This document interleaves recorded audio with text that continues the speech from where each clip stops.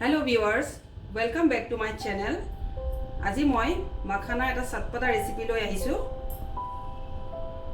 ইয়া মাখানা যথেষ্ট হেলদি হয়। ইয়াত যথেষ্ট পৰিমাণে ক্যালসিয়াম আছে। গতিকে এটো মই সহজ পদ্ধতিত কম সময়তে বনাই দেখুৱাম। এতিয়া মই পেন এখন গৰম কৰি লৈছো। তাতে মই 1 টেবুল চামুচ মই ঘিউ দি দিছো। অকমান দি দিছো। फ्लेम तो लो কৰি ৰাখিব নহলে সোনকালে জ্বলি যাব পাৰে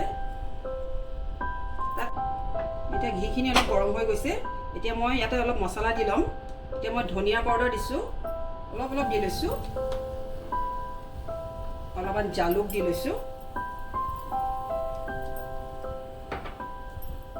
অলপ চিলি পাউডাৰ অলপ দি লৈছো অকণমান চাট মছলা দিছো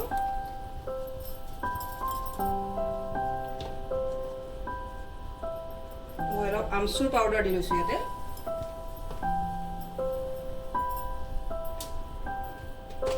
হালধি পাউডাৰ অলপমান দি লম ভালকৈ অলপ লৰাই লৈছো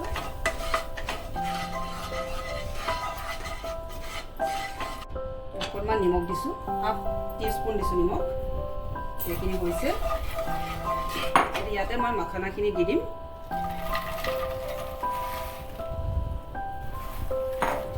অলপ লৰাই ভাজিম এটো মানে একদম লো ফ্লেমত ৰাখিব যেতিয়ালৈকে ক্ৰাঞ্চি নহয় তেতিয়ালৈকে এনেকৈ অলপ ফ্ৰাই কৰি থাকিব